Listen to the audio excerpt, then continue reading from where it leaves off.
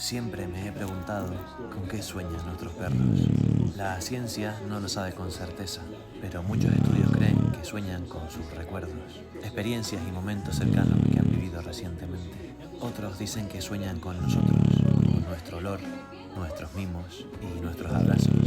Al final para ellos siempre somos lo más importante. Yo no sé con qué sueña ella, solo espero que sea con cada atardecer, con cada carrera y con cada abrazo que le doy. Pero sobre todo espero que al despertar o en sus sueños más profundos, siempre sienta en cada latido y en cada suspiro que para mí significa mi mundo entero.